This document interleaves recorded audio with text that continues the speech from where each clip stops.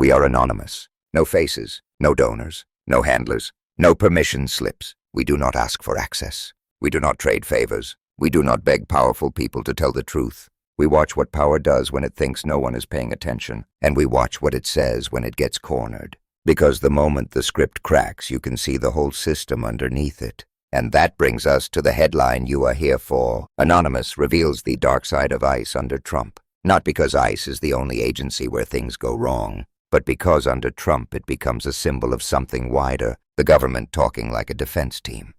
The public being fed carefully controlled fragments, and human beings being turned into props for a political message. The same instinct that cages, disappears, and deports is the instinct that redacts, delays, and distracts. It is the same playbook, just pointed at different targets. This story begins with a special edition legal update focused on the Epstein scandal and what the speaker calls a cover-up by the Trump administration and Donald Trump, and then a cover-up of the cover-up by that same administration and Trump himself. The speaker says we now know why Trump has been doing distracting things, renaming the Kennedy Center, talking about an oil embargo with Venezuela, anything loud enough to pull attention away. Because in the next tranche of documents that just came out, Trump's name is everywhere. The claim is that these files contain complaints filed against him, observations about him, and even the possibility of a handwritten note by Jeffrey Epstein shortly before Epstein died in jail, something that might read like a dead man's confession about Donald Trump. The speaker says he does not know if it is genuine, but he does say the Department of Justice is scrambling to figure out if it is real. But then the focus shifts to what the speaker says is not getting enough attention, a record showing the FBI had a complaint in its possession long before they opened a formal Epstein investigation. That complaint came from Maria Farmer, the sister of Annie Farmer. Maria filed it with the FBI in Miami, and it was transmitted to New York. The complaint described Jeffrey Epstein's pornographic interest in photos of her sisters, including Annie Farmer. The speaker's point is simple and brutal. If the FBI had taken that complaint seriously, investigated a powerful financier with proximity to people like Donald Trump and Prince Andrew at the time, then years of victims, potentially in huge numbers, could have been prevented. Then the speaker brings on Lisa Phillips, described as an Epstein survivor and a leader in the survivor movement. He tells the audience this will become regular, because a new relationship has been formed involving Lisa. Legal AF, his law firm, and a group called Survivor Strategies, and he says they will explain later. Lisa is asked what she has seen over the last few days with redactions, incomplete disclosure, incomplete production, and a new batch of about 20 items that she says is filled with Trump. From her vantage point, she says the phrase that frames everything. It feels like a cover-up on a cover-up on a cover-up. She says survivors are getting trickles, teasers, theatrics. Behind the scenes, the survivor community and the people they work with, including attorneys, are scrambling all day as shocking information comes forward. She says they want the information because it is how they connect dots and come together as a community to make things happen. And she says the DOJ is not doing its job to give full answers. Lisa then returns to Maria Farmer's report. She says records show Maria worked for Epstein and filed a child pornography report in 1996. She calls it a win for survivors because it validates Maria, showing she tried to tell the FBI what was happening and sensed something was wrong.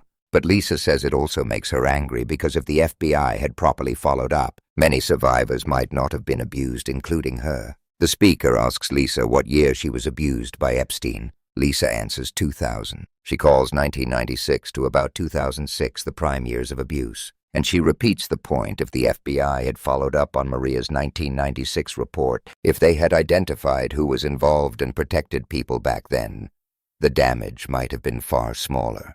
The speaker says there are two versions of that story, and both are terrible. He references 2007 and 2008 and describes a sweetheart deal out of the Southern District of Florida involving Alex Acosta, who later became Trump's labor secretary. He says the result was a short stint in jail for a charge framed as soliciting a minor prostitute, language that flips reality and places blame on a victim. Lisa cuts through it and says, "You mean he raped a girl?" The speaker says yes. Lisa says it is her fault, capturing the cruelty of how the system talks. Then the speaker goes back to 1996 and reads from the actual complaint document, now included in the produced materials. Lisa adds a key detail after Maria filed it. Epstein threatened her, and that threat made her realize it was bigger than she thought. She thought it was a child pornography issue. stolen photos sold to buyers, and she says it is a fact those pictures were sold. Then the threat came, and she knew it was something larger. The speaker reads what the document says.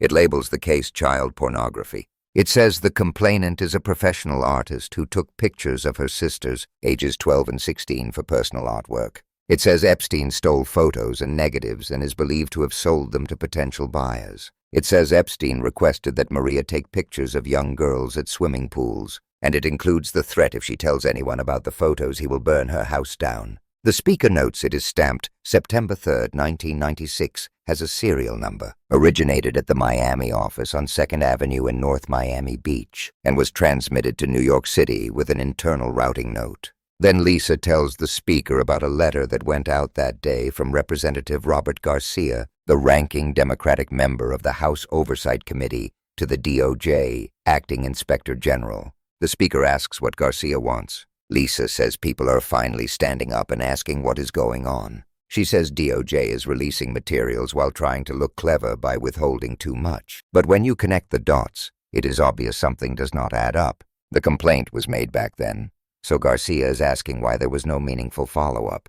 The speaker then describes what he calls a control set of files held by the Oversight Committee, obtained from the Epstein estate and other subpoenas. He explains that when people say Epstein files, they often mean what? The executive branch holds through investigations like Epstein and Maxwell. But there are also court records in the Epstein estate's releases, including tens of thousands of emails and photographs. He calls that control batch a backstop. If the executive branch drags its feet, the Oversight Committee can pressure with what it has and ask why key items, including Trump-related communications, are not being released transparently. Lisa agrees it is a multi-layer onion. Then they talk about what comes next. Lisa says survivors have been discussing Chuck Schumer noticing a file about 10 Keogh conspirators, and the idea that each of them had pictures, likely the ones being blacked out. She says survivors assume the blackouts are designed to prevent people from connecting the dots, because for some reason 10 people appear protected. She mentions that years ago investigators interviewed many young girls in Florida, collected names, built out the co-conspirator concept, and then it fell away. Now survivors see it leak into the files and they ask, who are these people and why are they being protected? The speaker asks what survivors are doing behind the scenes. Lisa says she spoke out saying if the government will not do its job, survivors will. She says they expected some releases, but in the background she has been working with other survivors, comparing notes, working with people in Congress, not naming who, and she says there will likely be an announcement in January about findings. She describes overlap survivors sent to the same man in Hollywood for a movie audition, survivors routed through the same modeling agency, a pipeline through the modeling industry. She says they realized Epstein was sending girls to 2 institutions, and she cannot say more, but she calls it a bombshell, because it revealed something about her past she thought was unique. She notes the scale the DOJ concluded there are about 1-200 survivors. With that many, overlaps are inevitable and survivors can connect dots and bring findings to the right people if DOJ will not fully release. Then they pivot to civil accountability. The speaker says some states have extended time windows to file adult survivor sexual abuse civil lawsuits. He mentions New York extending its window and California working on it. He names Senator Joe Dunn, aligned with Survivor Strategies, pushing to reopen these windows so adults can sue over abuse that happened long ago. He gives an example of how an older plaintiff could bring a case about something from the 1990s because New York opened a window. Lisa says it is crucial work. She says she helped get a bill passed by Governor Newsom, and it opens January 1st, the California adult window. She praises Joe Dunn as a mentor and Sam Maloney of Survivor Strategies. She says the window is huge, allowing survivors to go back decades and seek civil justice. She says trauma can last 20, 30, 40 years. The speaker clarifies the structure, a 2-year filing window with a broad look back, and Lisa agrees. They then talk about momentum. Lisa says it is everything to own your story, move through trauma, and put shame back onto perpetrators. She says even some mega supporters have questioned what is happening and offered support, saying this is not right. The speaker says they brought Democratic and Republican women's caucuses together in one room, something rare. They mention Cinema Nancy Mace and Marjorie Taylor Greene as examples of Republican women who sided with survivors, and the speaker notes political consequences for some. Lisa says anyone who stands up for innocent children is a hero to her regardless of other views, because many victims were young, including 14-year-olds, and this is about humanity and change. And this is where ICE under Trump becomes the mirror. Lisa says she is furious when politicians use the language of protecting children to justify deporting people and making people disappear from the streets, claiming that if you oppose their immigration and removal policies, then you support predators. She rejects that logic and points to the hypocrisy she sees, a political world defending a president accused in multiple contexts while survivors fight for transparency. The speaker agrees and the message lands. Under Trump, moral panic becomes a weapon and agencies become tools for theater. Then the speaker discusses a handwritten letter now in the produced materials, saying he cannot validate authenticity, but it exists in the files, and DOJ is evaluating details like postmarks and handwriting analysis. He says it is alleged to be a handwritten letter from Epstein to Larry Nassar, written shortly before Epstein died. He says Epstein contacting Nassar in the past has been reported. He reads the letter as portrayed, including language praising harm as if it were care, and then a line alleging the president shares that interest, with phrasing that echoes Trump's infamous Access Hollywood remarks, ending with a signature. Lisa says grooming is how predators talk. They debate whether the letter is fake or real, and Lisa says either way it raises questions.